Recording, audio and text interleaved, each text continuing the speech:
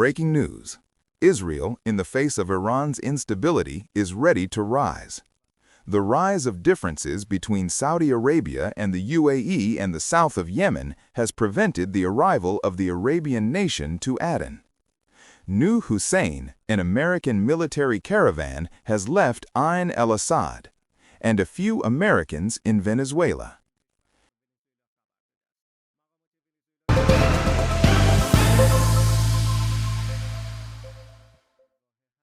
Hello, welcome to this news service from. According to Jerusalem Post, the Israeli military positions are in the middle of this issue.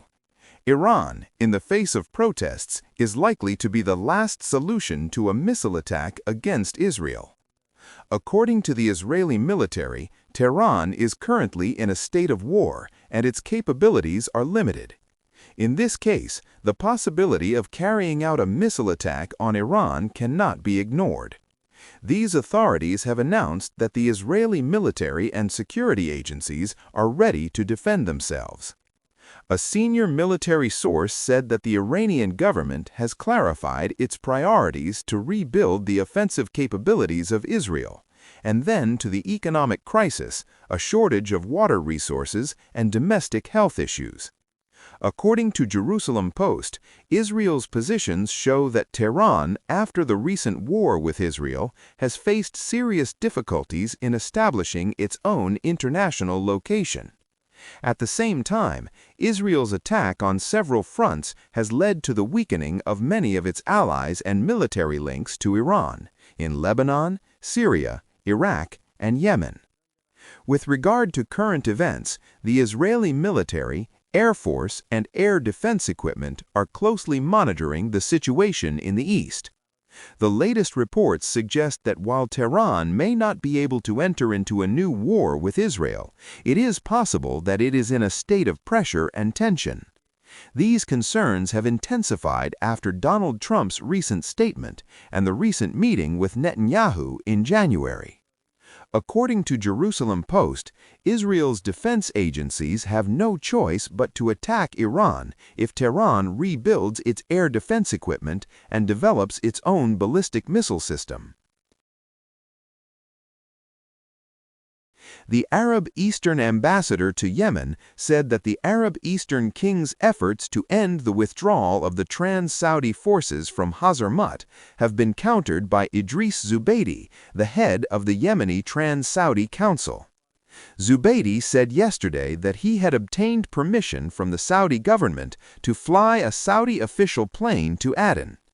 Zubaydi pointed out that Idris's one-sided decisions with his commitment as a member of the Council of Heads of the Republic of Saudi Arabia were in conflict with each other. The most dangerous of these decisions was the leadership and guidance of the military attack on Hazarmut, which resulted in a serious security violation. Zubaydi's orders to close the Aden airport have seriously damaged the people of Yemen. What is the reason for this? The disagreement between the government of the Arab Eastern ambassador to Yemen and the Council of Heads of the Republic of Saudi Arabia was intensified due to decisions related to the regularity of entry and exit flights to the Aden airport. In addition, the latest ticket to the airport in Riyadh, Hazarmut, and other areas has raised human and security concerns. The government of the Yemeni ambassador emphasized that this decision does not mean closing the Aden airport, but only restricts the organization of flights to a specific purpose, and that the rest of the flights will continue as usual. Saudi Arabia has opposed this decision and announced that Idris Zubaydi has advanced with the closure of the airport from entering an official entity of Saudi Arabia. Meanwhile, Sabit Ahmadi, the advisor to the President of the Republic of Yemen, in a conversation with Al Jazeera, said that the purpose of this decision is to prevent attempts to embezzle money by entering the airport. In addition, the decision to completely stop the flights to the airport, which was issued by the Prime Minister, was a serious decision and did not consider the interests of the people of the city. In contrast, the Council of Heads of the Republic of Saudi Arabia rejected these decisions and described them as misguided and unfair. Khalid Baghari, a member of the National Assembly, said that any violation in the order of the flights is a waste of citizens, especially patients, students, and passengers, and emphasized that the Transitional Council will not close the Aden airport and will not prevent any non-military intervention. And this incident rejected any attempt to enter the Riyadh airport in Hazarmut and explained that it was only a security intervention after the withdrawal of the Emirati forces. The Yemeni government emphasized that it is committed to making its own decisions within the framework of the constitution and the law, and in the same way that it is aware of the existence of local interventions. But it emphasized that it has its own international and regional readiness to take over. This crisis puts political tensions on the table.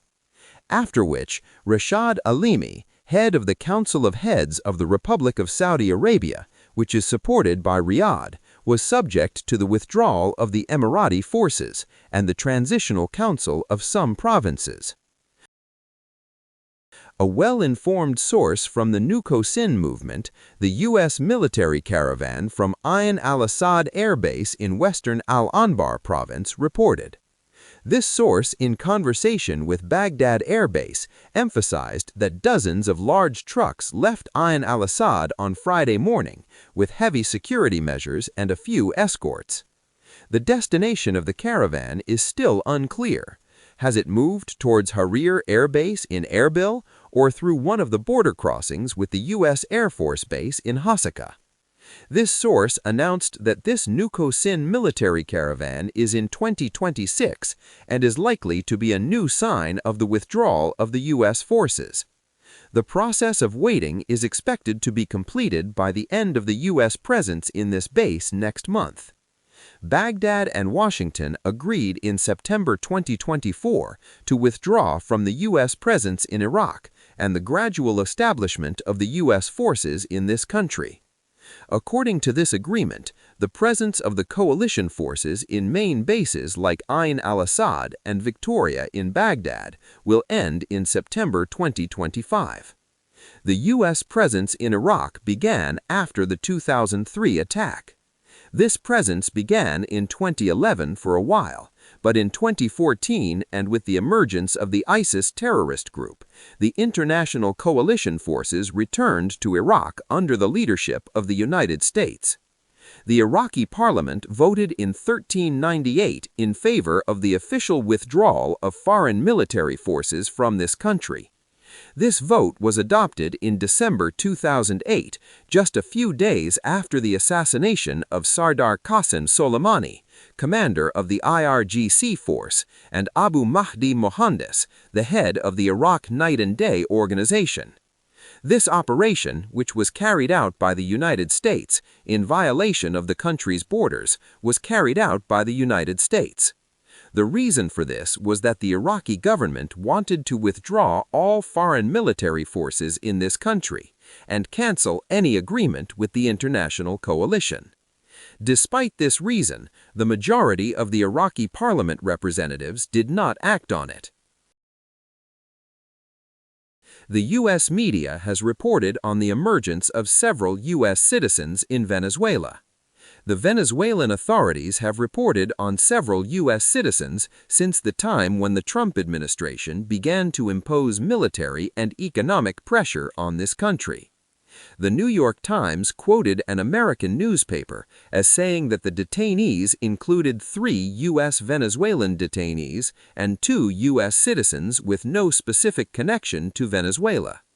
According to this newspaper, some of the detainees are facing charges of infidelity, but the U.S. government is in the process of finding out whether at least 2 of them can be identified as unjust detainees or not. The U.S. Department of State, the U.S. Embassy in Colombia, which manages matters related to Venezuela, and the Venezuelan Ministry of Foreign Affairs have not commented on these detainees. Thank you for staying with us.